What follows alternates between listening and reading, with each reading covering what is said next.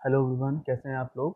आज हम इस वीडियो में कुछ क्वेश्चन जो हम लोगों ने कॉन्सेप्ट पढ़ पढ़ रखा है ऑलरेडी लास्ट वीडियोस में। अब आज उस सारे कॉन्सेप्ट को इम्प्लीमेंट करने का टाइम आ गया है। तो क्वेश्चन नंबर सेकंड लिखा है आपका एच सी वर्मा सर की बुक का ये क्वेश्चन है।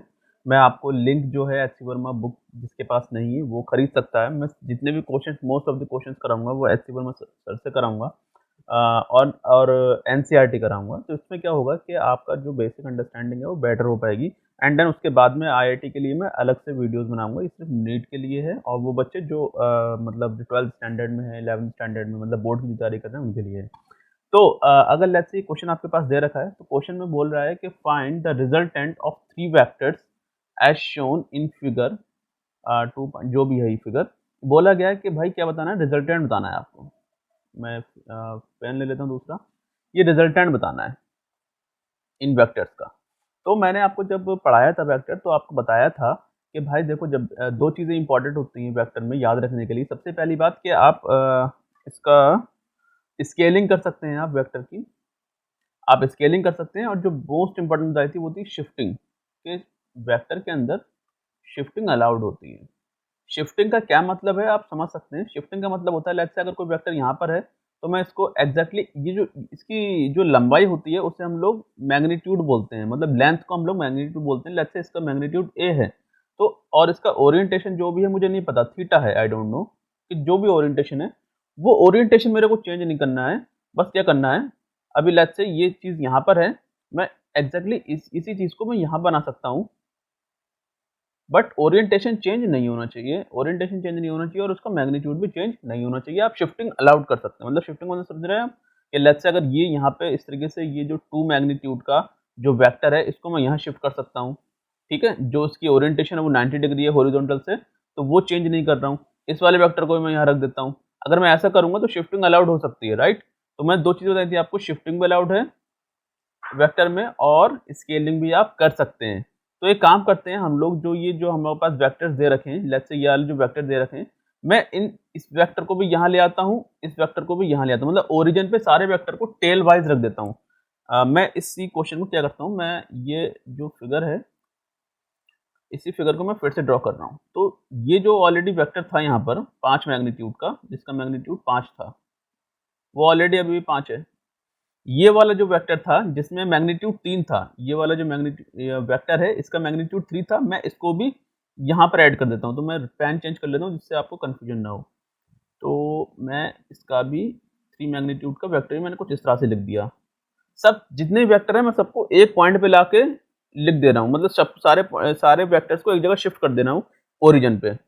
ओके, ये वाला जो वेक्टर था 2 मैग्नीट्यूड का, इसको भी एज इट इज करना पड़ेगा मेरे को। मैं इसके लिए पेन चेंज कर लेता हूँ। यहाँ से ये वेक्टर जो होगा एक वर्टिकल डायरेक्शन में है, जिसका मैग्नीट्यूड कितना है, जिसका मैग्नीट्यूड 2 मीटर। ये है 5 मीटर और ये है 3 मीटर। मैंने मीटर नहीं लिखा है। और ये जो बोला था 5 मीटर का जो मैग्नीट्यूड है जिस वेक्टर का, उसकी जो ओरिएंटेशन है, उसका जो एंगल है वो है 37 डिग्री। पूछा गया है आपसे रिजल्टेंट इन तीनों वेक्टर्स का। तो रिजल्टेंट आप कैसे निकालते हैं आपको पता होना चाहिए। रिजल्टेंट का फॉर्मूला मैंने आपको लास्ट टाइम सिखाया था पैरेललोग्राम मेथड से, कि जो भी वेक्टर्स होते हैं उन पहले वेक्टर्स को मतलब अगर हमें 2 वेक्टर्स दे रखे तो उनका रिजल्टेंट निकलता है पहले वाले वेक्टर का मैग्नीट्यूड का स्क्वायर, दूसरे वाले वेक्टर के मैग्नीट्यूड का square, plus twice of first and second magnitude of the vectors and cause angle between them. Angle कौन सा है, ये कॉस थीटा क्या बता रहा है, angle between the angles of the vectors, angle between the vectors, theta जो है एंगल बिटवीन दी वेक्टर्स है। तो यहाँ पर तो 3 वेक्टर्स दे रखे हैं, तो कैसे करें। तो एक काम करते हैं, मैं आपको सबसे मेन इंपॉर्टेंट बात आपको ये याद रखनी है वेक्टर पढ़ते टाइम, जितनी भी चीजें अगर आपके पास वेक्टर जब आप पढ़ रहे हैं तो जब उसका कंपोनेंट करेंगे, हमें दुनिया में सिर्फ एक ही चीज पता है कि ये एक्स एक्सिस है और ये वाई एक्सिस है, इसके अलावा हमें कुछ पता है नहीं। बस आप ये ध्यान रखो, एक्स एक्सिस और वाई एक्सिस, जो भी वेक्टर होगा जो एक्स एक्सिस में होगा उसे हम नहीं छोड़ेंगे, जो वाई एक्सिस में होगा उसे भी हम नहीं छेड़ेंगे, जो इन बिटवीन होगा ना ही एक्स में है और ना ही वाई में है पूरी तरह से, तो उसको हम लोग कंपोनेंट वाइज तोड़ लेंगे। कंपोनेंट वाइज तोड़ेंगे तो उसका हो जाएगा, अगर मैं ये 37 जो है इसका मैं हॉरिजॉन्टल कंपोनेंट निकालूंगा तो कुछ इधर को आएगा, वो हो जाएगा 5 cos 37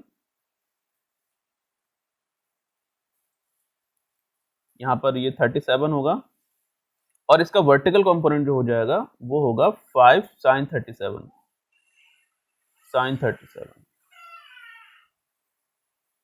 ठीक है, तो मैंने क्या करा, मैंने जो वेक्टर ना ही x एक्सिस में था और ना ही y एक्सिस में था, उस वेक्टर को मैंने कंपोनेंट वाइज तोड़ लिया। मुझे क्या करना है, मुझे सिर्फ x और y का ही रीडिंग लेनी है। x में क्या चल रहा है, y में क्या चल रहा है, मुझे बाकी कुछ नहीं देखना है। अगर जो चीज़ x और y में नहीं है तो हम लोग उसको x और y में तोड़ लेंगे। तो जो एंगल वाले साइड होगा, मतलब ये जो इस तरह से 5 मैग्नीट्यूड का जो वेक्टर था, जो जहां से एंगल बना रहा होगा वो कंपोनेंट कॉस वाला आएगा, और इसके अपोजिट, इसके जो 90 डिग्री पे आएगा वो आएगा साइन वाला। आपको याद रखना है जहां से एंगल बनेगा वो कॉस होगा, जहां से एंगल बनेगा वेक्टर का वो कंपोनेंट हॉरिजॉन्टल कंपोनेंट होगा, वो कॉस के साथ एसोसिएट हो जाएगा। ओके, इसी तरीके से जो वर्टिकल वो साइन के साथ में आएगा, जो भी एंगल होगा। अब आपको एक चीज यहाँ पर और याद रखनी है, जो आपको हमेशा भूलना नहीं, कभी भी नहीं भूलना है, वो इस ट्रायंगल के बारे में नहीं भूलना है। ट्रायंगल बहुत इंपॉर्टेंट है, ये आपका बार बार इस्तेमाल होता है फिजिक्स के अंदर, खासतौर से इस ट्रायंगल में, जिसमें जो वैल्यूज होती हैं वो आपको याद रखनी होगी। ये 53 डिग्री का एंगल है, 53 डिग्री का एंगल, और ये क्या होगा, कुछ इस तरह से होगा 3 4 5। इसकी जो लेंथ है, मतलब ये कोई राइट एंगल ट्रायंगल है, राइट एंगल ट्रायंगल के अंदर अगर कोई 53 डिग्री का एंगल है तो उसका बेस जो होगा वो 3 मीटर का, 3 फीट का, जो भी लेंथ होगी, यूनिट तो आप अपनी तरह से डिफाइन कर सकते हैं, मतलब 3 होगा जो भी होगा, और ये 4 होगा, और ये कुछ 5 होगा हाइपोटेन्यूज। जो अपोजिट होगा, अपोजिट मतलब परपेंडिकुलर होगा, वो 4 होगा, जो हाइपोटेन्यूज होगा वो 5 मीटर होगा, फीट है, इंच है, जो भी आप लेंथ ले रहे हैं। तो इसी तरह से ये वाला जो एंगल होगा वो हो जाएगा 37, क्योंकि क्या होगा, ये 53 है, ये 90 है, तो ऑफ कोर्स ये 37 होगा, बिकॉज 180 में से 90 और 53 खत्म करना होगा, तो 37 मिल जाएगा आपको। तो अगर मैं कहूँ cos 37, तो cos 37 का मतलब यहाँ से क्या होगा, cos का मतलब क्या होता है, बेस बाय हाइपोटेन्यूज। cos का मतलब होता है cos एंगल यहाँ पर 37 है, लेट्स से मैं कोई जनरल लिख रहा हूँ cos थीटा, तो cos थीटा का मतलब होता है बेस बाय हाइपोटेन्यूज। मैं लिख देता हूँ यहाँ पे base by hypotenuse. Base by hypotenuse का मतलब ये हुआ, यहाँ पे cos 37 डिग्री है। देखो, एंगल के सामने की साइड परपेंडिकुलर कहलाती है, उसके सामने की साइड हाइपोटेन्यूज कहलाती है, और जो बच जाता है उसे बेस कहते हैं। तो यहाँ पर क्या है, बेस बाय हाइपोटेन्यूज है। देखिए, बेस बाय हाइपोटेन्यूज है, तो बेस 4 है और हाइपोटेन्यूज 5 है, तो 4/5 हो जाएगा। ठीक है, तो cos 37 की वैल्यू क्या आएगी, 4/5। इसी तरह से sin 37 की वैल्यू आएगी perpendicular by hypotenuse. Perpendicular by hypotenuse होता है साइन, मैं यहाँ लिख देता हूँ, साइन क्या होता है, साइन थीटा होता है परपेंडिकुलर बाय हाइपोटेन्यूज, ये होता है। तो परपेंडिकुलर का मतलब यहाँ पे साइन 37 के रिस्पेक्ट में ये परपेंडिकुलर हुआ, इसीलिए क्या हो जाएगा, साइन 37 की जो वैल्यू होगी यहाँ से वो 3/5 हो जाएगी, परपेंडिकुलर बाय हाइपोटेन्यूज हो जाएगी। तो आपको साफ साफ दिख रहा है कि इस वाले जो वेक्टर था, ये वाला वेक्टर, इस वाले वेक्टर को अगर मैं कंपोनेंट तोड़ूंगा तो एक cos 37 हो जाएगा और एक 5 sin 37 हो जाएगा। ओके, तो मैं यहाँ पे 5 cos 37 की वैल्यू भी रख सकता हूँ, बिकॉज मैंने अभी कंपोनेंट वाइज तोड़ लिया है। इस ट्रायंगल से मैंने इस्तेमाल किया था, इस जादुई ट्रायंगल को आपको याद रखना है, ये मैजिकल ट्रायंगल है। मैजिकल मतलब आपको ये याद रखना है हमेशा। देखो, 53 डिग्री से शुरू करना है, 53 डिग्री से शुरू करना है, और जहां से आप एंगल शुरू करेंगे वो 3 होगा, 4 होगा और 5 के रेशो, कुछ इस तरह से रेशो में डिवाइड होगा, 3 4 5। Okay, yes. फिर आप क्या करेंगे, जैसे आपने इस वेक्टर को कंपोनेंट वाइज तोड़ लिया, हॉरिजॉन्टल एंड वर्टिकल। अब आप क्या करेंगे, जो ऑलरेडी यहाँ पर हॉरिजॉन्टल में था इसको प्लस कर देंगे, इसमें इसको आप प्लस कर देंगे, और यहाँ पर वर्टिकल में क्या चीज थी, पहले से 2 था, तो उसको भी आप प्लस कर देंगे। आपने क्या देखना है, जो हॉरिजॉन्टल है और जो वर्टिकल है। ठीक है, हॉरिजॉन्टल वर्टिकल पे आपको फोकस करना है, बाकी जितनी चीजें आपको इग्नोर कर देनी है। ठीक है, मैंने स्लाइड ले ली है दूसरी, मैं इन्हीं चीजों को दिख रहा हूँ। जैसे ये मेरे पास जो बना है एग्जैक्टली, ये कुछ ये बन गया है वर्टिकल कंपोनेंट ओवरऑल, और ये कुछ हॉरिजॉन्टल कंपोनेंट आपको दिख रहा है। मैं देख लेता हूँ एक बार, यस, आप देख पा रहे हैं इस चीज को। मैं स्लाइड चेंज कर लेता हूँ।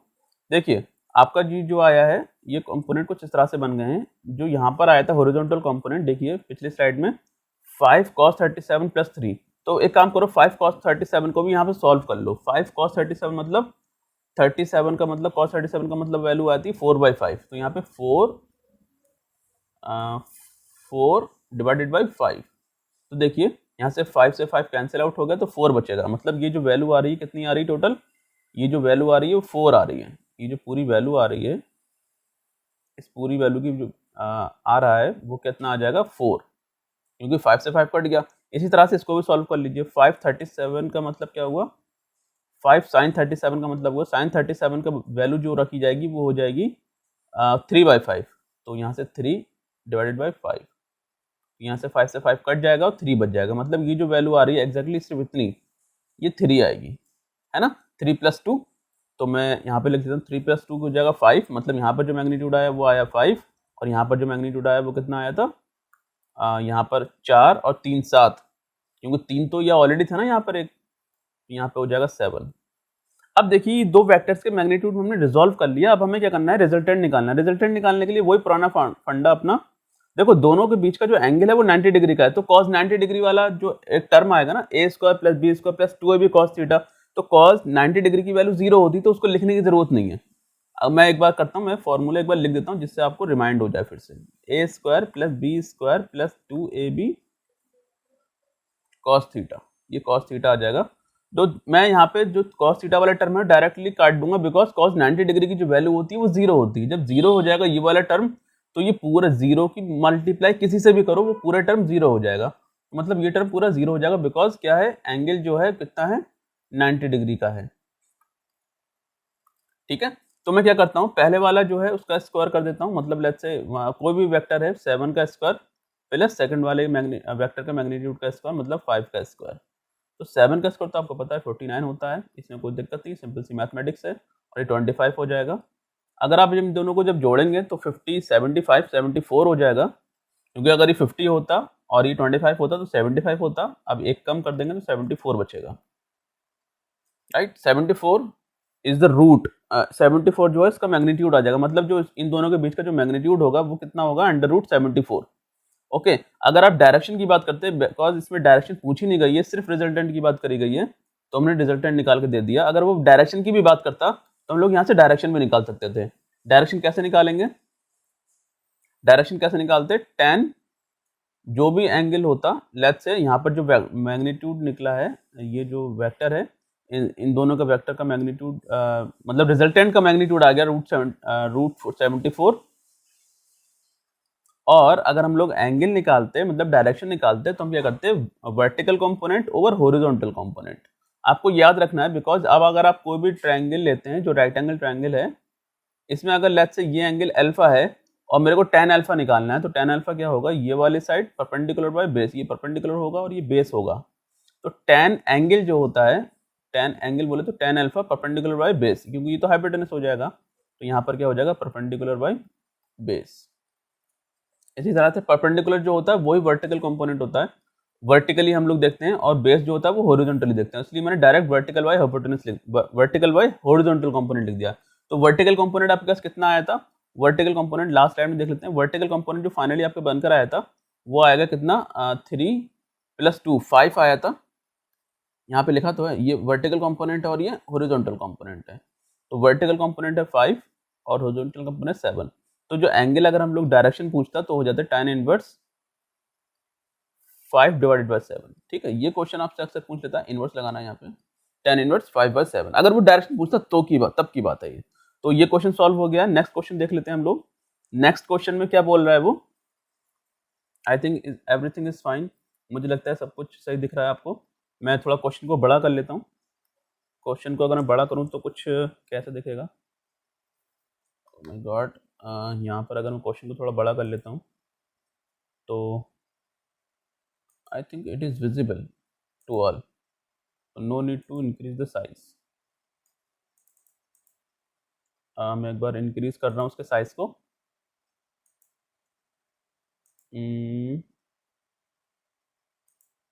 ओह माय गॉड, ये खराब हो जाएगा, तो इतना ही बेहतर है मैं आपको पढ़ के सुना देता हूँ। आई थिंक मुझे लगता है सबको ये विजिबल हो रहा होगा, फिर भी मैं एक बार पढ़ देता हूँ। The sum of 3 vectors shown in figure is 0। जो तीनों वेक्टर्स हैं, ये वेक्टर दे रखा है ओ बी, ये वेक्टर दे रखा है ओ सी और ये दे रखा है ओ ए। तीनों वेक्टर का जो सम है ना, सम है वो 0 है। Find the magnitude of vector O B and O C. हमें मैग्नीट्यूड बताना है वेक्टर ओबी का एंड वेक्टर ओसी का। देखिए, जो आपको क्वेश्चन जब भी कभी आप क्वेश्चन फिजिक्स का पढ़ते हैं तो आपको ये ध्यान रखना पड़ता है कि हमको क्या चीज गिवन है। जो गिवन होगा आप उसी बेस पे काम करेंगे। तो यहाँ पे दे रखा है sum of 3 vectors as shown in figure is 0। तो पहले तो हम एक काम करते हैं, इन जितने भी वेक्टर्स हैं इनको हम हॉरिजॉन्टल और वर्टिकल वाइज तोड़ लेते हैं। देखिए, अगर आप ओ बी की बात करेंगे तो वो ऑलरेडी हॉरिजॉन्टल एक्सिस में है। अगर आप ओ सी की बात करेंगे, ये प्रॉब्लम में है, ना ही ये हॉरिजॉन्टल में है ना ही ये वर्टिकल में है। तो एक काम करेंगे, इस वाले को बंदे को हम लोग जो है ब्रेक डाउन करेंगे फाइनली। इस वाले बंदे को मैं पेन चेंज कर लेता हूं। इस वाले बंदे को हम लोग बाद में देखेंगे, इसको कंपोनेंट वाइज करेंगे। और ये देखिए, ये ऑलरेडी वाई एक्सिस में है, ये पॉजिटिव वाई एक्सिस है, ये नेगेटिव वाई एक्सिस है, ये ऑलरेडी वाई एक्सिस में है। ठीक है, ये पॉजिटिव एक्स एक्सिस है, इधर वाला नेगेटिव वाई एक्सिस है। ओरिजिन के राइट में जो होगा वो पॉजिटिव एक्स एक्सिस होगा और ओरिजिन के नेगेटिव में नेगेटिव एक्स एक्सिस होगा, इसमें कोई शक नहीं है। अपवर्ड अगर हम लोग ऊपर जाएंगे तो positive Y axis, of course नीचे जब जाएंगे तो नेगेटिव वाई एक्सिस होगा। तो फाइनली एक काम करते हैं हम लोग जैसे इसने बोला है सम ऑफ 3 वेक्टर्स, तो हम पहले एक काम करते हैं, इनके हॉरिजॉन्टल कंपोनेंट निकाल लेते हैं। पहला वेक्टर अगर मैं कहूँ horizontal component of A x, तो हॉरिजॉन्टल जो कंपोनेंट होगा, मैं सबका एक्स एक्सिस का हॉरिजॉन्टल कंपोनेंट निकाल लेता हूँ। मैं लिखता हूँ हॉरिजॉन्टल कंपोनेंट, हॉरिजॉन्टल कंपोनेंट। मैं सारे वेक्टर के हॉरिजॉन्टल कंपोनेंट निकाल लेता हूँ। देखिए ध्यान से, ये वेक्टर ऑलरेडी एक्स एक्सिस में ही है तो इसमें टेंशन नहीं है। तो इसको टेंशन इसलिए नहीं क्योंकि ये ऑलरेडी एक्स एक्सिस में ही था, तो इसकी कोई दिक्कत नहीं। इसका जो मैग्नीट्यूड होगा जो भी होगा वो भी मैंने इसका मैग्नीट्यूड मान लिया। ठीक है, इसका मैंने मैग्नीट्यूड ओ बी मान लिया है। और अगर मैं इसकी बात करूं, ये जो वेक्टर यहाँ पर था ओ सी, तो इसका हॉरिजॉन्टल जो कंपोनेंट होगा वो कुछ इस डायरेक्शन में आएगा। पेन चेंज कर लेता हूँ, इसका हॉरिजॉन्टल कंपोनेंट कुछ इस डायरेक्शन में आएगा, वो हो जाएगा ओ सी कॉस 45। कॉस 45 समझ में आया क्यों आया? क्योंकि एंगल जो था वो 45 डिग्री का था और जो हॉरिजॉन्टल कंपोनेंट था वो कॉस के साथ में एसोसिएट होता है। इसका वर्टिकल कंपोनेंट हो जाएगा ओ सी साइन 45। ठीक है, जो वर्टिकल कंपोनेंट था वो साइन के साथ में आता है। इसी तरीके से जो तीसरा कंपोनेंट होगा, देखो हमारे पास एक कंपोनेंट, उसका वर्टिकल कंपोनेंट ये आ गया यहाँ पे। शिट, क्योंकि ये प्रॉब्लम करता है मेरे साथ हमेशा। इसका जो वर्टिकल कंपोनेंट है कुछ इस तरीके का दिख रहा है।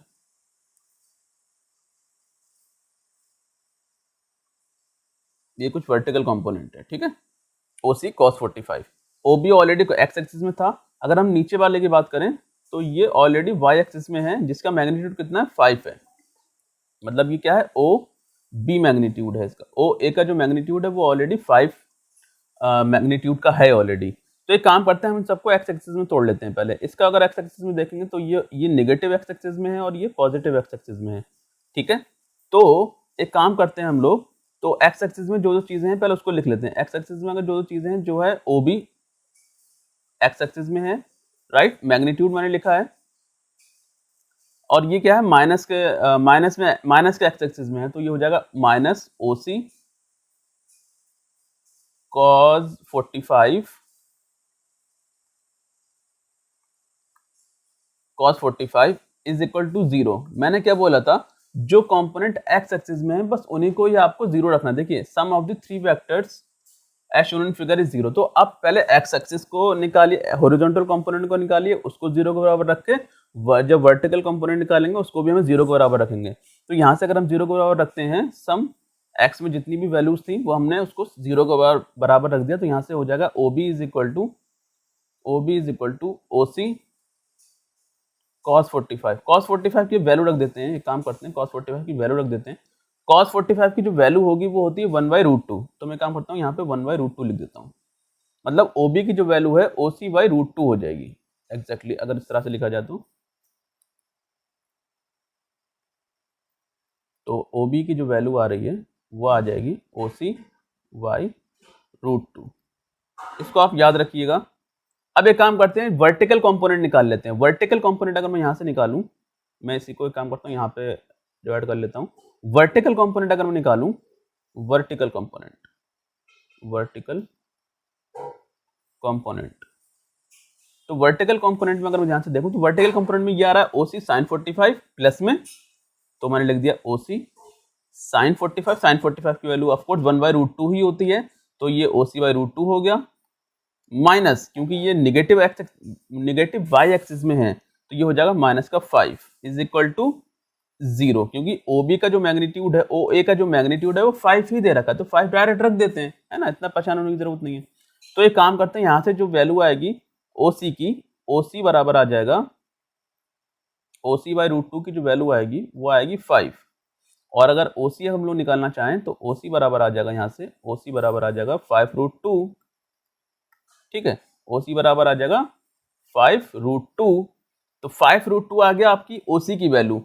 अगर आप OC की वैल्यू यहाँ रख देते हैं फर्स्ट में, मैं इसको सेकंड मान, OC की जो वैल्यू निकाली है मैंने ये वाली, इस वैल्यू को मैं यहाँ रख देता हूँ, तो मेरे को OB की वैल्यू भी मिल जाएगी। मैं पेन चेंज कर लेता हूँ जिससे आपको कंफ्यूजन ना हो, तो OB की वैल्यू आ जाएगी आपके पास, OC की जो वैल्यू थी वो थी 5√2 जो हम लोगों ने अभी निकाली थोड़ी देर पहले, ये जो वैल्यू निकाली है ये डिवाइडेड बाई √2। ओके, तो देखिए √2 से √2 कैंसिल हो जाएगा, तो OB की वैल्यू जो आ जाएगी वो आ जाएगी अगेन 5 आ जाएगी। OB की वैल्यू 5 है, जो पूछा था आपको OB का मैग्नीट्यूड पूछा था, तो ऑफकोर्स OB का जो मैग्नीट्यूड है वो 5 आ गया, और OC का जो मैग्नीट्यूड था वो आ जाएगा 5√2। OC का जो मैग्नीट्यूड होगा वो 5√2। तो find the magnitude of the vector, दोनों का हमने मैग्नीट्यूड निकाल लिया इजीली, बहुत इजी क्वेश्चन था ये।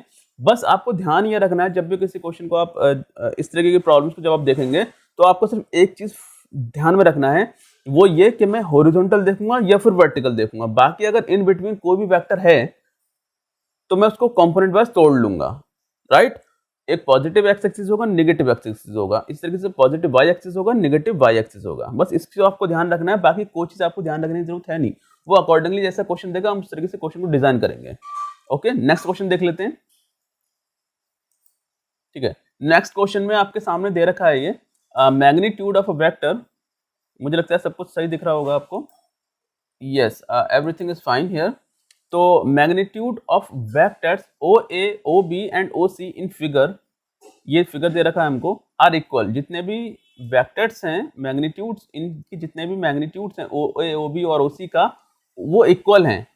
मतलब ये OA दे रखा है, OB दे रखा है और OC दे रखा है, इन सबके जो मैग्नीट्यूड हैं वो इक्वल है। मैग्नीट्यूड का मतलब इन सबकी जो लंबाइयाँ हैं वो बराबर हैं। तो एक काम करिए, अगर मैं इसके मैग्नीट्यूड जो है A मान लेता हूँ, पेन चेंज कर लेता हूँ अदरवाइज आपको दिखेगा नहीं है, इसको मिटा लेता हूँ, यस। इसकी जो लंबाई मैंने A मान ली, तो इसकी भी लंबाई मेरे को A माननी पड़ेगी और इसकी भी लंबाई मेरे को A माननी ही पड़ेगी, बिकॉज उसने क्वेश्चन में दे रखा है कि जितने भी मैग्नीट्यूड हैं OA, OB और OC, उन सबके मैग्नीट्यूड, उनका सबका जो मैग्नीट्यूड है वो बराबर है, मतलब इक्वल है। तो यहाँ पर लिखा है फाइंड द डायरेक्शन, इस तरह से हमें चीज़ों को तोड़ना है और उसका डायरेक्शन बताना है। तो एक काम करेंगे, OA plus OB minus OC को हम लोग कन्वर्ट करेंगे पहले हॉरिजॉन्टल एक्सिस में, पहले हम लोग हॉरिजॉन्टल एक्सिस निकालेंगे, हॉरिजॉन्टल एक्सिस में कंपोनेंट करेंगे इनके, फिर फाइनली हम लोग वर्टिकल एक्सिस में, मतलब वाई एक्सिस में हम लोग उसके कंपोनेंट करेंगे। हमने बताया आपको थोड़ी देर पहले कि आपको सिर्फ इसी तरह से प्रॉब्लम को सॉल्व करना है। तो अगर मैं इसको सॉल्व करूंगा तो मैं कुछ इस तरह से देख रहा हूँ, देखिए मेरे को सिर्फ एक्स एक्सिस में देखना है और वाई एक्सिस में क्या हो रहा है बस देखता रहूंगा। देखिए अगर ये OA है, मतलब इसका जो मैग्नीट्यूड है A है, तो इसका जो हॉरिजॉन्टल कंपोनेंट हो जाएगा वो हो जाएगा A cos theta, A cos 30, actually angle दे रखा है हमको, तो A cos 30 हो गया ये। और अगर मैं इसको तोड़ूंगा तो इसका हॉरिजॉन्टल एंगल, मतलब एंगल ये बन रहा है 60, तो ये प्लस हो जाएगा, प्लस का A cos 60, A cos 60। Horizontal से जो कंपोनेंट बनता है उसको कॉस के साथ में लिखा जाता है, आपको ये याद रखना है, बार बार समझाया नहीं जाएगा आपको ये बात। इसी तरीके से इसका हॉरिजॉन्टल कंपोनेंट ये आया, इसका वर्टिकल कंपोनेंट आ जाएगा A sin 30, A sin 30, और इस वाले का जो वर्टिकल कंपोनेंट आ जाएगा वो आ जाएगा, इधर को आएगा ना, क्योंकि हॉरिजॉन्टल इधर को गया है तो वर्टिकल इधर को आएगा, तो हो जाएगा A sin 60, A sin 60। Okay fine. तो यहां से इसका जो हॉरिजॉन्टल कंपोनेंट इधर को आएगा, नेगेटिव एक्स एक्सिस में आएगा, वो हो जाएगा a cos 45, a cos 45 degree. और इसका जो वर्टिकल कंपोनेंट आ जाएगा वो इस डायरेक्शन में जाएगा, पॉजिटिव वाई एक्सिस में। तो यहाँ प्लस कर लीजिए, प्लस हो जाएगा a sin 45, राइट। कोई दिक्कत नहीं है इसमें, यहाँ तक कोई परेशानी नहीं है। अब एक काम करते हैं, जो पॉजिटिव एक्स एक्सिस में है ये कुछ इधर लिखा है, नेगेटिव में ये लिखा है, हमें कुछ इस फॉर्मेट में कन्वर्ट करना है, OA plus OB minus OC। तो OA का जो एक्स एक्सिस में है OA का, वो हो जाएगा a cos 30, राइट। तो इसका जो हॉरिजॉन्टल कंपोनेंट आएगा, पहले मैं हॉरिजॉन्टल कंपोनेंट लिख लेता हूं, मैं पेन लेके हॉरिजॉन्टल कंपोनेंट लिख रहा हूं, मैं एक्स कंपोनेंट लिख रहा हूं सबके। और जो मेरे को फॉर्मेट दे रखा है, फॉर्मेट दे रखा है OA plus OB minus OC। तो OA का जो कंपोनेंट है हॉरिजॉन्टल कंपोनेंट, OA का हॉरिजॉन्टल कंपोनेंट क्या आ जाएगा, वो आ जाएगा a cos 30, ये दे रखा है a cos 30। तो मैं यहाँ लिख देता हूँ a cos 30, cos 30 की चलो बाद में लिख दूंगा वैल्यू, a cos 30। OB का हॉरिजॉन्टल कंपोनेंट, OB का हॉरिजॉन्टल कंपोनेंट आ जाएगा प्लस का a cos 60, प्लस का a cos 60।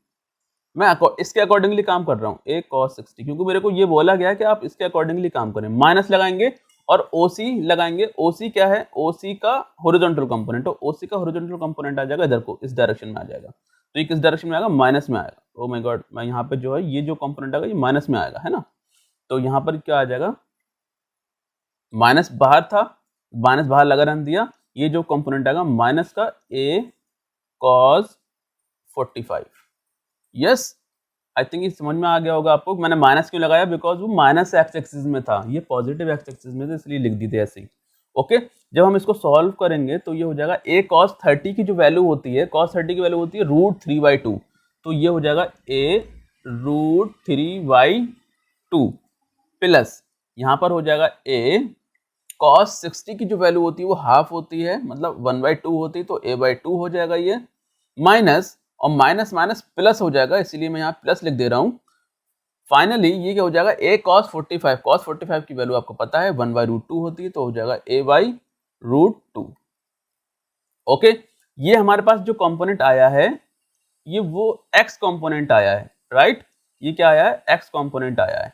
इसी तरीके से हमें डायरेक्शन निकालने के लिए y कंपोनेंट भी चाहिए, क्योंकि हम लोग का जो फॉर्मूला होता है वो होता है, अगर हम लोग को कोई भी मेरे को डायरेक्शन निकालनी है, तो डायरेक्शन निकालने के लिए हम लोग tan का एंगल निकालते हैं, tan थीटा निकालते हैं, और वो क्या होता है, vertical component over horizontal component. तो हमने हॉरिजॉन्टल कंपोनेंट निकाल लिया है, इस पे हम फोकस नहीं करेंगे, अब हम फोकस करेंगे वर्टिकल कंपोनेंट पे। तो वर्टिकल कंपोनेंट पे अगर ध्यान दें आप, तो आपको दिखेगा, यहां से देख लेते हैं, वर्टिकल कंपोनेंट ये आ रहे हैं, देखो देखो, वर्टिकल कंपोनेंट इसी तरीके से तोड़ेंगे। OA का वर्टिकल कंपोनेंट, OA का वर्टिकल कंपोनेंट क्या है, a sin 30, और OB का वर्टिकल कंपोनेंट क्या है, OB का वर्टिकल कंपोनेंट ये है, ये माइनस में है तो माइनस में लिखेंगे। ओके, तो एक काम करता हूँ, मैं फिर से इसी चीज को यहाँ फिर से लिख रहा हूँ। वर्टिकल कंपोनेंट के लिए मैं निकाल रहा हूँ y एक्सिस पे, y एक्सिस पे अगर मैं सब चीजों को निकालूं तो मैं इसी तरह से निकालूंगा जिस तरह से मेरे को फॉर्मेट में पूछा है। वो पूछा है OA vector plus OB vector minus OC vector. इसी फॉर्मेट में मेरे को वर्टिकल कंपोनेंट निकालना है। वर्टिकल कंपोनेंट, OB का वर्टिकल कंपोनेंट क्या हो जाएगा, सॉरी OA का जो वर्टिकल कंपोनेंट हो जाएगा वो हो जाएगा O, इस डायरेक्शन में a sin 30। मैं पेन चेंज कर लेता हूं, ये हो जाएगा a sin 30। सब वर्टिकल कंपोनेंट लिखने हैं मेरे को, प्लस क्योंकि OB का वर्टिकल कंपोनेंट क्या हो जाएगा, OB का vertical component a sin 60, right, a sin 60, but ये माइनस में है तो हम लोग माइनस लगाएंगे, माइनस का a sin 60। देखो वर्टिकल कंपोनेंट ऊपर जाने पर पॉजिटिव होगा, निगेटिव नीचे जाने पर होगा, ओरिजिन से नीचे जा रहे हैं हम लोग तो ये निगेटिव लिया जाएगा। इसी तरह से माइनस लगाएंगे, इसी फॉर्मेट में काम करना जिस फॉर्मेट में हमको दे रखा है, पूछा गया है। तो OC की अगर हम लोग बात करें, यहाँ से OC का वर्टिकल जो कंपोनेंट होगा वो हॉरिजॉन्टल तो ये होगा, वर्टिकल ये होगा, तो a sin 45, तो a sin 45 पॉजिटिव रहेगा, तो ये हो जाएगा a sin 45 degree. Okay, I think मुझे लगता है दिख रहा होगा आपको, राइट? दिख रहा है, यस। मैं थोड़ा साइड हो गया था। अब देखिए इसको हम लोग सॉल्व करेंगे तो ये हो जाएगा a sin 30 की वैल्यू होती है हाफ, तो ये हो जाएगा a/2, a का आधा, और ये प्लस माइनस माइनस हो जाएगा, और sin 60 की वैल्यू √3/2 होती है, तो ये हो जाएगा a√3/2, ये √3 है, √3/2, और ये हो जाएगा माइनस का a sin 45 की वैल्यू ऑफ कोर्स 1/√2 होती है, तो ये भी a/√2 हो जाएगा। तो ये मेरे पास वर्टिकल कंपोनेंट आ गया। ये मेरे पास कौन सा कंपोनेंट आया था? ये मेरे पास हॉरिजॉन्टल कंपोनेंट आया था। मैं यहाँ पे h लिख देता हूँ। ये मेरे पास हॉरिजॉन्टल कंपोनेंट आ गया। अब मुझे क्या करना है? अब मुझे वर्टिकल कंपोनेंट को हॉरिजॉन्टल कंपोनेंट से डिवाइड करना है, अगर मेरे को डायरेक्शन निकालनी है तो मैं काम करता हूँ, मैं एक स्लाइड ले लेता हूँ। स्लाइड लेने पे देखो एंगल निकालना है मेरे को, तो tan theta is equal to vertical component over horizontal component. तो वर्टिकल कंपोनेंट आपने क्या निकाला? देखिए वर्टिकल कंपोनेंट निकाला है आपने a/2 माइनस a/√3। तो एक काम करता हूँ, मैं a/2 माइनस a√3/2 लिख लेता हूँ। a/2 यहाँ पर a/2 माइनस a√3/2, राइट, और बीच में और क्या था? प्लस का माइनस का a/√2, माइनस का a/√2, राइट, ये था कुछ। ओके, अब हॉरिजॉन्टल कंपोनेंट क्या होगा? हॉरिजॉन्टल कंपोनेंट मेरे को ये हो जाएगा, राइट, तो मैं हो जाएगा a√3/2 plus a/2, a divided by a√3/2, और क्या था? a√3/2 plus a/2 plus a/√2 plus a/2 plus a/√2। तो ध्यान से देखिए, अगर थोड़ा मैं संभाल के लिखूंगा कि यहाँ पे ऊपर न्यूमरेटर में a कॉमन आ रहा है, नीचे भी डिनोमिनेटर में a कॉमन आ रहा है, तो न्यूमरेटर डिनोमिनेटर वाले a कट जाएंगे। फाइनली ये कुछ इस तरह से लिखा होगा a 1/2 माइनस √3/2, और ये हो जाएगा माइनस का 1/√2। ओके, इसी तरह से यहाँ पे जो नीचे आ जाएगा वो आ जाएगा √3/2 प्लस a1/2, और ये हो जाएगा प्लस का 1/√2। देखिए, तो एक काम करता हूँ, मैं सब डिनोमिनेटर दो ऊपर जो है डिनोमिनेटर सबका सेम बना लेता हूँ। अगर मैं डिनोमिनेटर सबका सेम बनाऊंगा तो मैं एक काम करता हूँ, यहाँ पर √2 है, ये 2 है, ये 2 है, तो मैं एक काम करता हूँ सबको √2 बना लेता हूँ। अगर मैं √2 बनाऊंगा तो ये हो जाएगा √2, यहाँ पर अगर मैं सबको √2 बनाऊं तो ये हो जाएगा √2 इंटू √2, यस, ये हो जाएगा √2 इंटू √2। 2 को हम लोग √2 इंटू √2 लिख सकते हैं। इसी तरह से यहाँ पर 2 लिखा है, इसको भी हम लोग √2 इंटू √2 लिख सकते हैं, राइट, क्योंकि √2 इंटू √2 2 हो जाएगा।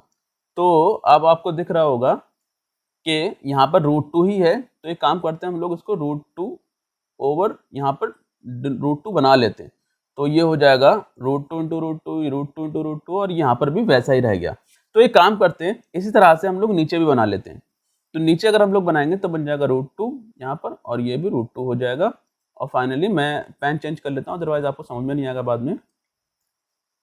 इसको भी हम लोग √2 बना लेते हैं और मल्टीप्लाइड विद √2, और साथ में इसको भी √2 करते हैं, तो ऊपर भी हमें √2 करना पड़ेगा। हमने डिनोमिनेटर सबका सेम बना लिया। डिनोमिनेटर सेम बनाने से फायदा हमें ये होगा, देखिए ध्यान से, तो √2 इसका ये 2 कॉमन आ जाएगा पूरा, और ऊपर क्या बच जाएगा 1 माइनस √3 और माइनस √2, और ये जो डिवाइड में आएगा, क्योंकि √2 देखो ये वाला जो √2 इंटू √2 है ये सब जगह कॉमन है, यहाँ पर भी सब जगह कॉमन है, तो ये तुम्हारा एलसीएम आ जाएगा, और ऊपर की जो वैल्यू एज इट इज लिख दी जाएंगी। तो ये हो जाएगा √3 प्लस 1, और हो जाएगा प्लस का √2। सो this is the answer which you need, which he was asking. तो tan थीटा की जो वैल्यू है वो ये आपकी निकल कर आएगा, और यही आपका एंगल होगा, यही आपकी डायरेक्शन होगी। डायरेक्शन निकलने के लिए क्या करेंगे आप? एंगल निकालने का tan इनवर्स करके यहाँ लिख देंगे, tan इनवर्स करके इस पूरी चीज़ यहाँ लिख देंगे, तो आपका डायरेक्शन निकल के आ जाएगा। यही आपसे पूछा जाता है, जब भी कभी आपसे डायरेक्शन पूछेगा तो आप tan थीटा निकालेंगे। ओके, नेक्स्ट क्वेश्चन देख लेते हैं।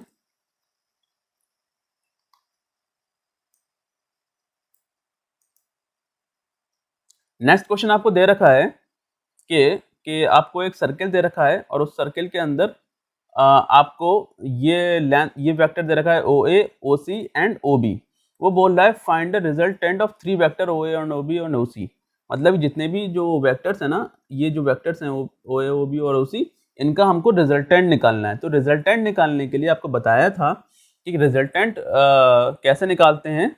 तो एक काम करिए, देखिए यहाँ पर ये जो वेक्टर दे रखे हैं, ये OA वेक्टर दे रखा है, ये OC वेक्टर दे रखा है और ये OB वेक्टर दे रखा है। अगर आप ध्यान से केयरफुली इस चीज़ को देखें तो ये O जो है वो सेंटर है और ये OA जो है वो भी रेडियस है, OC भी रेडियस है और OB भी रेडियस है। इसका मतलब इन सबके मैग्नीट्यूड जो हुए वो बराबर हो गए। इसका मैग्नीट्यूड जो है वो भी A होगा, इसका भी A होगा, इसका भी A होगा। मतलब A कोई भी वेक्टर हो सकता है, 5 है तो सबका 5-5 होगा, 6 है सबका 6-6 होगा।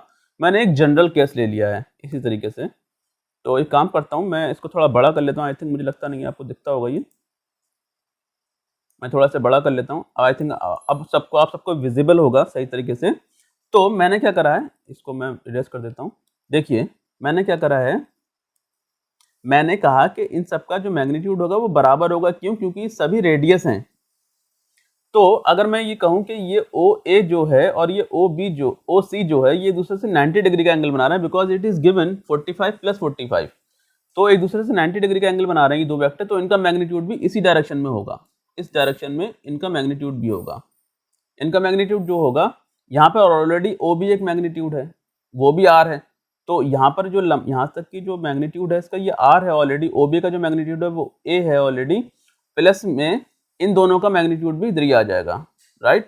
तो ये हो जाएगा √A² प्लस √A², क्योंकि ये दोनों के बीच में 90 डिग्री का एंगल है तो हम तीसरा वाला लगाएंगे नहीं, राइट। अगर हमारे पास ये दो वेक्टर एज इट इज दे रखे होते, वेक्टर A ये कुछ मैग्नीट्यूड है, ये कुछ मैग्नीट्यूड है, तो इनका जो रिजल्टेंट आता है वो 45 डिग्री पे आता है ना, क्योंकि आपको पता है कि 90 डिग्री का अगर कोई दो वेक्टर हैं तो उनके बीच से एंगल निकलता है, उनके बीच से निकलता है, राइट। तो उनका जो रिजल्टेंट होगा वो ये होगा, और इसका जो एंगल होगा मेरे को नहीं पता है। तो मैं काम करता हूँ, क्योंकि 45 डिग्री पे हैं और उन दोनों के बीच का जो एंगल है वो 90 डिग्री का है, तो ये हो जाएगा रिजल्टेंट हो जाएगा A² प्लस A², क्योंकि पहला वाला का मैग्नीट्यूड A है, दूसरे का भी A है, और उन दोनों के बीच का एंगल 90 डिग्री का है। क्योंकि दूसरे पे 90 डिग्री पे खड़े हुए हैं तो cos 90 वाला एंगल जो टर्म होगा वो खत्म हो जाएगा, 0 हो जाएगा। तो यहाँ पे 2A² हो गया, तो A√2 वैल्यू आ गई। मतलब ये जो वैल्यू आ रही है वो कितनी आ जाएगी, A√2, A plus A√2। Okay, तो यहाँ पर हो जाएगा A√2। मतलब इसका जो मैग्नीट्यूड आया OA और OC का वो A√2 आ जाएगा, और यहाँ पे पहले से OB जो है A ही था। तो हमारे पास क्या दे रखा है, find the resultant of 3 vector. तो रिजल्टेंट क्या आ जाएगा, वो आ जाएगा A प्लस A√2, ये इसका रिजल्टेंट आ जाएगा। ओके, बस यही पूछा था आपसे। Radius, the radius of the circle is R। तो यहाँ पर A मत मानिए, आप R मान लीजिए इसको। तो एक काम करिए, इन सबको R ना मान के, A ना मान के आप R मान लीजिए, क्योंकि आपको दे रखा है ये R है, ये भी R होगा और ये लंबाई भी R होगी, बिकॉज उसने बोल रखा है। तो ये हो जाएगा A प्लस A की जगह पे R कर दीजिए बस, ठीक है। ये R हो गया, R प्लस R√2। तो ये हो जाएगा आपका रिजल्टेंट। क्यों हो जाएगा, दो वेक्टर कुछ इस तरह से दे रखे थे 90 डिग्री पे, इनका रिजल्टेंट भी इस डायरेक्शन में होगा, और उसी डायरेक्शन में ऑलरेडी एक वेक्टर है, तो उसका भी जो रिजल्टेंट होगा वो भी इसी डायरेक्शन में हो जाएगा। तो R प्लस R√2 इसका रिजल्टेंट आ जाएगा। तो यही आपका आंसर होगा। ओके, नेक्स्ट क्वेश्चन देख लेते हैं। ये हो गया आपका, नो ये नहीं हुआ, ये हो गया है, ये वाला करते हैं। ओके, तो resultant of vectors OA and OB is perpendicular to OA।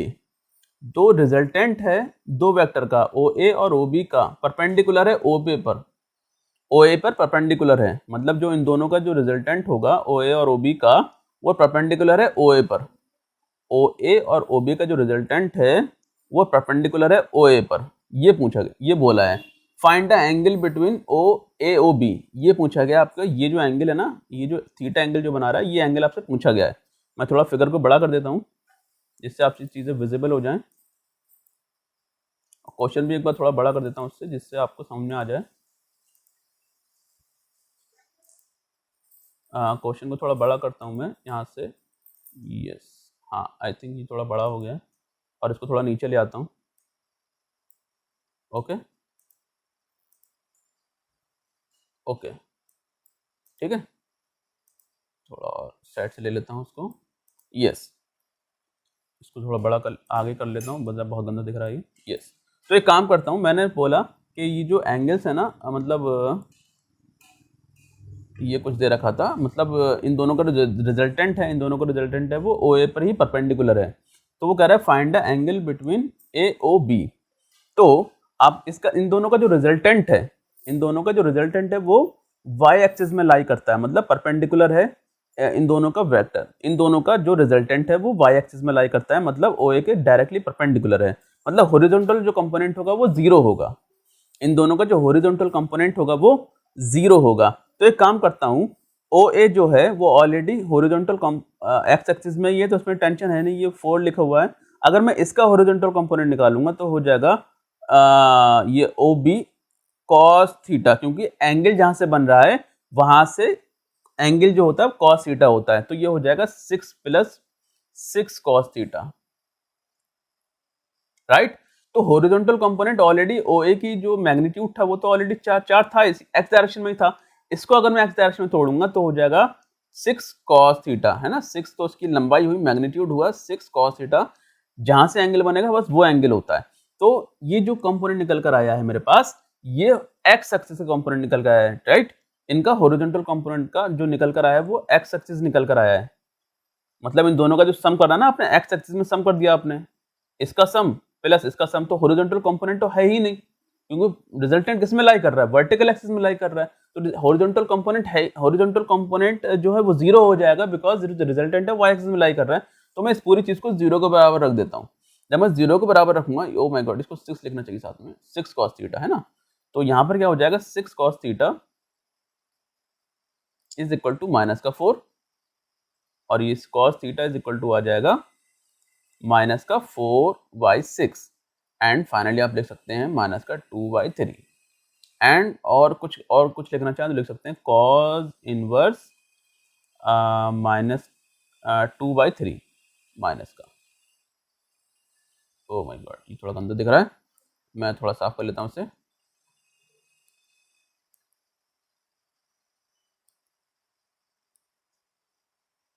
Right, okay, तो यहाँ पर देखिए cos इनवर्स ये -2/3, ओके, ये हमारा क्या हो जाएगा, डायरेक्शन हो जाएगी। आपको समझना क्या था इस चीज, क्वेश्चन के अंदर इतना कोई बड़ा क्वेश्चन नहीं था, लेकिन आपको समझना ये था कि अगर जो वेक्टर दे रखे हैं उसका जो रिजल्टेंट बोला है इसने, कि देखो रिजल्टेंट जो दे रखा है वो वाई एक्सिस में दे रखा है, मतलब ओ ए के परपेंडिकुलर है, ओ ए के परपेंडिकुलर मतलब जो कंपोनेंट होगा, रिजल्टेंट का जो कंपोनेंट होगा एक्स एक्सिस वाला, वो जो होगा वो जीरो होगा, क्योंकि जो कंपोनेंट ऑफ जो रिजल्टेंट है वो वाई एक्सिस में लाई कर रहा है, राइट, ये वाई एक्सिस में लाई कर रहा है, तो इसका रिजल्टेंट का एक्स कंपोनेंट जीरो होगा। तो मैं काम करता हूँ, इसका इन दोनों का हॉरिजॉन्टल कंपोनेंट निकाल लेता हूँ, एक्स एक्सिस वाला, ये तो ऑलरेडी एक्स एक्सिस में था, इसको मैंने एक्स एक्सिस में तोड़ लिया, तो रिजल्टेंट हो गया ना, ये दोनों का सम। रिजल्टेंट क्या होता है, रिजल्टेंट बेसिकली ऐसे कुछ इस तरह से निकालते हैं, vector A plus vector B, कुछ इस तरीके से निकालते हैं ना। तो मैंने क्या करा, मैंने इसका तो ऑलरेडी मैग्नीट्यूड मेरे को दे रखा था ए, और वेक्टर बी का जो मैग्नीट्यूड हो जाएगा वो हो जाएगा B cos theta X axis में, क्योंकि हम लोग सब चीजें किस में निकाल रहे हैं, एक्स एक्सिस में निकाल रहे हैं। तो इसका जो एक्स एक्सिस में जो कंपोनेंट हो जाएगा वो 6 मैग्नीट्यूड था, तो 6 कॉस थीटा हो गया, राइट। और ये जो रिजल्टेंट निकल कर आया, उन्होंने कहा कि रिजल्टेंट लाई कर रहा है वर्टिकल एक्सिस में, तो उसका एक्स कंपोनेंट जीरो होगा, राइट, इसीलिए हमने यहाँ से एंगल निकाल लिया। बहुत इजी क्वेश्चन है, लेकिन अगर ये नीट में क्वेश्चन आएगा तो ऑफकोर्स आपको प्रॉब्लम में डाल देगा। आपको समझना ये है कि कंपोनेंट, हम लोग जो रिजल्टेंट निकालते हैं उसको भी कंपोनेंट कर सकते हैं, X component and Y component, right. तो एक्स कंपोनेंट इस क्वेश्चन में जीरो होगा, क्योंकि वर्टिकल वाई एक्सिस में लाई कर रहा है। नेक्स्ट क्वेश्चन देख लेते हैं, 7th क्वेश्चन देख लेते हैं। Right the unit vector in the direction, right the unit vector in this direction. तो यूनिट वेक्टर अगर आपको निकालना है तो कुछ नहीं करना होता है, अगर आपको यूनिट वेक्टर निकालना है तो यूनिट वेक्टर अगर आपको निकालना है तो क्या करते हैं, जो वेक्टर दे रखा होता है, जो वेक्टर दे रखा होता है जो भी वेक्टर दे रखा होता है, लेट्स से ये कोई वेक्टर दे रखा है, तो मैं इसी वेक्टर के मैग्नीट्यूड से डिवाइड कर लूंगा तो मेरे को यूनिट वेक्टर निकल कर आ जाता है। ठीक है, तो मैं क्या करता हूँ, जो मेरे को वेक्टर दे रखा है वो दे रखा है 5i प्लस का j माइनस का 2k। ये तो बहुत इजी क्वेश्चन है, बहुत इजी क्वेश्चन है, इसका यूनिट वेक्टर निकालना है बस आपको। ओके राइट, तो इसका जो रिजल्टेंट होगा वो हो जाएगा 5 स्क्वायर प्लस 1 का स्क्वायर प्लस ऑफ 2 का स्क्वायर। राइट, ये कुछ 2 का स्क्वायर हो जाएगा, 2 स्क्वायर। ओके, तो अगर हम लोग इसको थोड़ा सॉल्व करेंगे तो हो जाएगा 5i तो ऑलरेडी लिखा हुआ था, plus j plus sorry minus है तो यहाँ माइनस लगा देंगे, माइनस का 2k। ओके, एंड यहाँ पे हो जाएगा 25, 25 और 1 26, 26 और 4, 26 और 4 हो जाएंगे 30, तो under root 30। Okay, so this is the unit vector. ये कोई प्रॉब्लम वाला क्वेश्चन नहीं था, बस थोड़ा बस आपको बताना था कि यूनिट मतलब यूनिट वेक्टर कैसे निकालते हैं। वेक्टर को उसी के मैग्नीट्यूड से जो आप डिवाइड कर देंगे तो यूनिट वेक्टर निकल जाता है। नेक्स्ट क्वेश्चन देख लेते हैं। ये दे रखा है इफ दो वेक्टर का जो मैग्नीट्यूड है ये कुछ देखिए वो इक्वल दे रखा है। अगर ये वेक्टर का ये भी कोई रिजल्टेंट है ए वेक्टर प्लस बी वेक्टर और ये भी कोई रिजल्टेंट है ए वेक्टर माइनस बी वेक्टर, तो वो कह रहा है कि शो करो कि ये जो दो वेक्टर हैं वो परपेंडिकुलर होते हैं। देखो ये क्वेश्चन कराने का मतलब आपको ये है कि आप ये समझ जाओ कि अगर दो वेक्टर का सम और उन्हीं दो वेक्टर का सब्सट्रैक्शन बराबर हो गए तो जो एंगल होगा उन दोनों के बीच का, ए और बी के बीच का, वो 90 डिग्री का होगा। राइट, देखिए दो वेक्टर दे रखे मेरे को, लेट्स से यहाँ पर लेट्स से ए वेक्टर मेरे को ये दे रखा है, ए वेक्टर कुछ इस तरीके दे रखा है, एक वेक्टर मेरे को ए दे रखा था और एक वेक्टर मेरे को बी दे रखा था, कुछ इस तरीके से। ओके, अब क्या बोला कि जो उसका रिजल्टेंट होगा वो कुछ इस तरह से लाई करेगा, इस तरह से लाई करेगा। राइट, कुछ रिजल्टेंट इस तरह से लाई करेगा। मैं पेन चेंज कर लेता हूँ, रिजल्ट ये मेरा कुछ रिजल्टेंट आ जाएगा। ओके, अब अगर मेरे को a माइनस बी लिखना है, a माइनस बी लिखना है, तो ये तो a वेक्टर है ऑलरेडी, यहाँ पर क्या हो जाएगा, ये माइनस का बी एग्जैक्टली इसके अपोजिट डायरेक्शन में आ जाएगा, ये कुछ डायरेक्शन आ गई अपोजिट इसके, तो ये कुछ माइनस का बी वेक्टर हो जाएगा। जब आप इसका जो रिजल्टेंट निकलेगा वो कुछ इस डायरेक्शन में निकलेगा।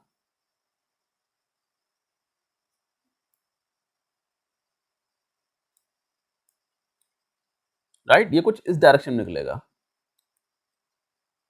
इस डायरेक्शन में। तो वो कह रहा है कि अगर ऐसी सिचुएशन है जिसमें ये दोनों जो वेक्टर आ रहे हैं, ये जो रिजल्टेंट आ रहा है इधर वाला, राइट, इसका जो रिजल्टेंट होगा वो हो जाएगा ए वेक्टर प्लस बी वेक्टर ये होगा, और यहाँ से अगर रिजल्टेंट जो होगा वो हो जाएगा ए वेक्टर माइनस का बी वेक्टर, है ना, माइनस का बी वेक्टर, ये कुछ रिजल्टेंट हो जाएगा इसका।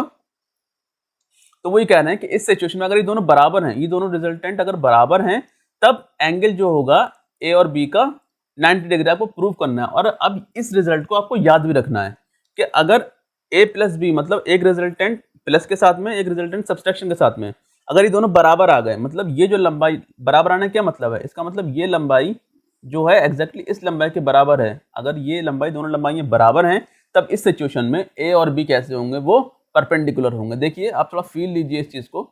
ऐसा सिचुएशन क्या होगा, ऐसा सिचुएशन तभी हो सकता है जब ये कुछ रिजल्टेंट कुछ ऐसा निकले और एग्जैक्टली ये कुछ रिजल्टेंट ऐसा निकले। तो ये लंबाई जो है बराबर आ गई, लेट्स से 5 आ गई, और ये भी लंबाई 5 आ गई। तो ये सिचुएशन तभी हो सकती है कि ये जो एंगल है आपस में, ये जो वेक्टर है आपस में, ये बी वेक्टर था और ये ए वेक्टर है, ये 90 डिग्री पे ही होंगे।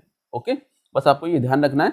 लेकिन कैसे इसको सॉर्ट आउट करना है, अभी यहाँ पर इस प्रॉब्लम को कैसे सॉर्ट आउट करना है वो आपको देख लेते हैं। आपको पता है वेक्टर्स को जब हम लोग जोड़ते हैं तो कैसे जोड़ते हैं, under root a square plus b square plus 2ab cos theta.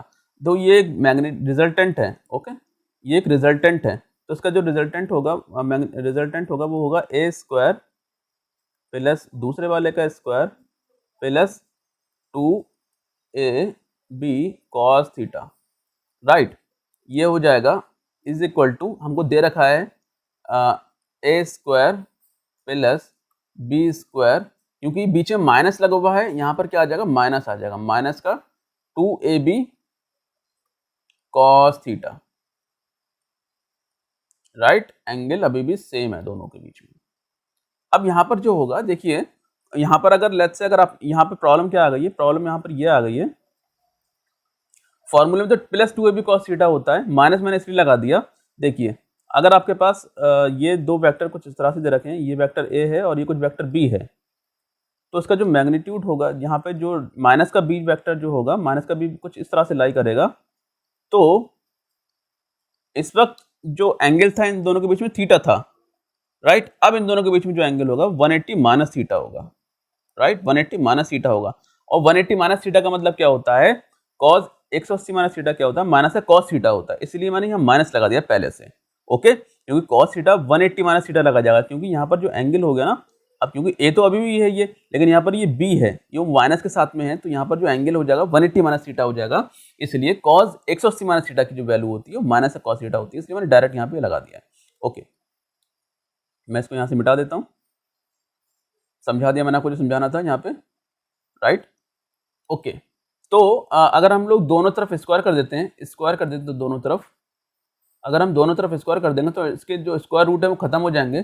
तो फाइनली आपको लिखा मिलेगा कुछ a square plus b square plus 2ab cos theta, ये मिलेगा लिखा हुआ। और यहाँ पर कुछ मिलेगा a square plus b square minus का 2ab कॉस थीटा, राइट। तो यहाँ पे देखिए ये वाला जो a स्क्वायर है इधर जब आएगा तो ये कट जाएगा, राइट। मैं पेन चेंज कर लेता हूँ, ये कैंसिल हो जाएगा आपस में, इधर से ये बी स्क्वायर इससे बी स्क्वायर से कैंसिल हो जाएगा, क्योंकि बी स्क्वायर जब इधर को लाओगे आप माइनस में हो जाएगा। तो यहाँ पे लिखा है 2ab कॉस थीटा और ये लिखा है माइनस का 2ab कॉस थीटा। एक काम करो, इसको भी इधर ले आओ तो हो जाएगा 2ab cos theta plus 2ab cos theta, मतलब 4ab कॉस थीटा,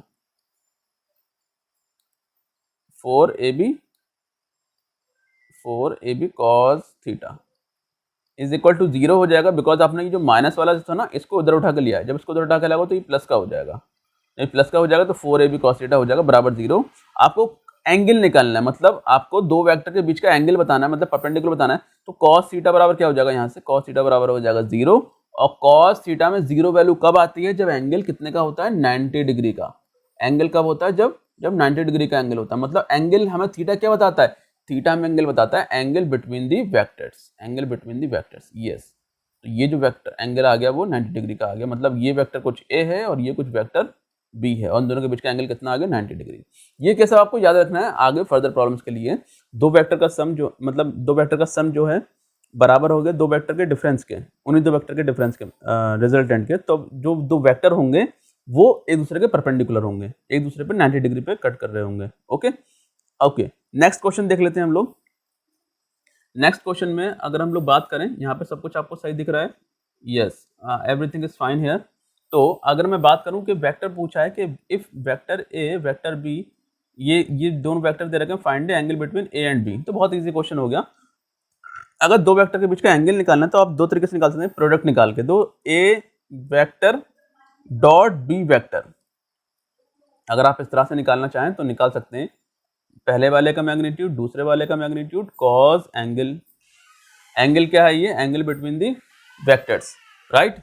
तो इन दोनों का हम लोग जब डॉट करेंगे तो हो जाएगा, जब मैं इसका डॉट करूंगा तो हो जाएगा आई का आई से करूंगा, जे का जे से करूंगा और के का के से करूंगा, कुछ इस तरह से करूंगा। तो आई को जब आई से मल्टीप्लाई करूंगा तो हो जाएगा आई डॉट आई तो 1 हो जाएगा, और यहाँ पे 2 इंटू 4 हो जाएगा 8 हो गया। इसी तरह से 3 को 3 से करेंगे तो हो जाएगा 9 प्लस, और यहाँ पे 4 है और यहाँ पे 2 है तो हो जाएगा 8।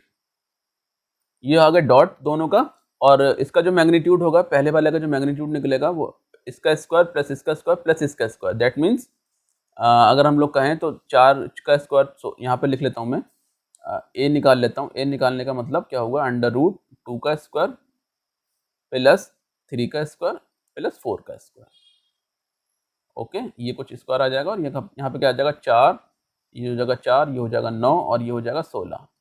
तो ये 16 और 9 हो जाते हैं तो हमारे पास 25, 25 और 4 हो जाते हैं आपके पास 29।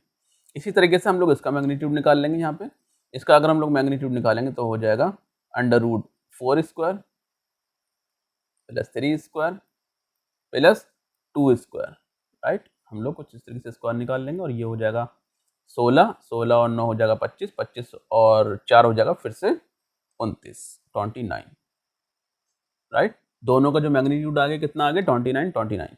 तो पहले वाले का जो मैग्नीट्यूड आया वो है 29 और ऑफ कोर्स दूसरे वाले का भी जो मैग्नीट्यूड आ गया वो है 29। और एंगल बिटवीन, एंगल तो पूछा है आपसे, तो कॉस थीटा वैसे ही छोड़ देंगे। तो √29 का मतलब हो गया 29 कॉस थीटा और यहाँ पर हो जाएगा 8, 8, 16, 16 और 9 कितना होता है 25 होता है, 16 और 9 25 होता है, राइट। ये 25 हो जाएगा। तो कॉस थीटा बराबर कितना आ गया, कॉस थीटा बराबर आ गया 25 डिवाइडेड बाई 29। ये जो इसके साथ में मल्टीप्लाई था ये इधर आके डिवाइड में आ जाएगा, डिवाइड में लिख दिया। तो अगर हमको एंगल बताना है, एंगल बताना तो एंगल हो जाएगा कॉस इनवर्स 25/29। बहुत इजी क्वेश्चन था ये। नेक्स्ट चलते हैं, नेक्स्ट क्वेश्चन देख लेते हैं। नेक्स्ट क्वेश्चन में यहाँ पे देख लेता हूँ नेक्स्ट क्वेश्चन में क्या बोला है। नेक्स्ट क्वेश्चन को दे रखा है कि दो वेक्टर दे रखे हैं ए बी सी, 3 वेक्टर दे रखे हैं और साथ में कुछ ये निकालना है ए डॉट बी क्रॉस सी। तो बी क्रॉस सी निकालने के लिए आप क्या करेंगे, अगर आपको बी क्रॉस सी निकालना है तो पहले आप बी क्रॉस सी निकाल लीजिए, ठीक है। अगर या तो आप एक काम करिए A dot B cross A dot C ये कर लीजिए, या फिर एक ऐसा करिए पहले आप इसका जो बी क्रॉस सी है वो पहले आप कैलकुलेट कर लीजिए। तो क्रॉस करने का जो फॉर्मूला होता है वो मैंने आपको बताया था लास्ट टाइम जब मैं कॉन्सेप्ट को पढ़ा रहा था। तो क्रॉस हम लोग क्या करते हैं, हम लोग क्रॉस एक ताबीज बना लेते हैं, छोटा सा ये डिटर्मिनेंट टाइप का मैट्रिक्स बना लेते हैं, डिटर्मिनेंट बना लेते हैं। डिटर्मिनेंट में क्या करते हैं हम लोग आई जे के पहले से लिख लेते हैं, आई जे के पहले से लिख लेते हैं। और जो उसके जो तुम्हारा ये जो तुम्हारा हो गया ए, ये हो गया बी और ये हो गया, सॉरी बी और सी में करना ना, तो बी ये रहा और सी ये रहा, इन दोनों पे हमें काम करना है। तो उसका आई वाले के नहीं, आई का जो कोफिशिएंट है वो 1 है तो यहाँ 1 लिख देंगे। बी का जो कोफिशिएंट है यहाँ पे जे नहीं है, तो मतलब जे नहीं है तो यहाँ पे जे की जगह 0 रखेंगे और के की जगह कितना रखेंगे 2 रखेंगे, क्योंकि कोफिशिएंट में बात कर रहे हैं। सी में हम लोग देखो आई तो है नहीं तो आई की जगह हम लोग 0 लिख देंगे। और जे में क्या है 1 है, क्योंकि जे का कोफिशिएंट कितना है 1 है और के का कोफिशिएंट -1 है तो यहाँ -1 लिख देंगे। इसको सॉल्व करेंगे। सॉल्व करते समय आपको ध्यान रखना है कि जब आप इसको निकालेंगे तो आप इसके रो और ये कॉलम को छोड़ देंगे और इसको इससे मल्टीप्लाई कर देंगे। 0 को -1 से मल्टीप्लाई करेंगे 0 आ जाएगा, माइनस का 1 को 2 से मल्टीप्लाई करेंगे तो माइनस का 2 आ जाएगा। मतलब आई की जो वैल्यू आ गई 0 -2। प्लस नहीं माइनस लगाएंगे, माइनस का जे, और जब जे निकालेंगे तो हम इस रो को छोड़ देंगे और इस कॉलम को छोड़ देंगे। यहाँ से हो जाएगा 1 × 1 माइनस, इसको इससे मल्टीप्लाई करेंगे तो ये हो जाएगा -1, 1 की -1 से मल्टीप्लाई करेंगे तो -1, 0 की 2 से करेंगे तो -0 ही हो जाएगा, कोई बड़ा नंबर हो। प्लस का के निकालेंगे, के जो होगा जब के निकालेंगे तो हम के वाली इस वाली रो को छोड़ देंगे, इस कॉलम को छोड़ेंगे, इसको इससे मल्टीप्लाई करेंगे तो हो जाएगा 1 और 0 को जब 0 से करेंगे तो वो 0 ही हो जाएगा। ओके, तो ये हो जाएगा -2i और ये हो जाएगा माइनस माइनस प्लस, तो ये हो जाएगा j, क्योंकि ये माइनस का 1 है और माइनस का j प्लस हो जाएगा, इसीलिए यहाँ पर हो जाएगा प्लस का k। ये क्या निकल कर आया, ये b क्रॉस c निकल कर आ गया है। अब b इसको क्या करना है, डॉट करना है। डॉट किसके साथ करना है, देखो कुछ इस तरह से लिखा हुआ है, a को डॉट करना है b क्रॉस c के साथ। तो b क्रॉस c मेरे पास क्या आ गया, चलो मैं लिख लेता हूँ b क्रॉस c निकालना था। तो a क्या दे रखा है, a दे रखा है मेरे को 2i माइनस का 3j और प्लस का 7k, ये मेरे को दे रखा था। मैं इसको डॉट करूंगा किसके साथ में, इसके साथ में, ये जो मेरे को निकाला है b क्रॉस c क्या है, माइनस का 2i प्लस का j प्लस का k। ओके, बहुत इजी प्रॉब्लम है ये।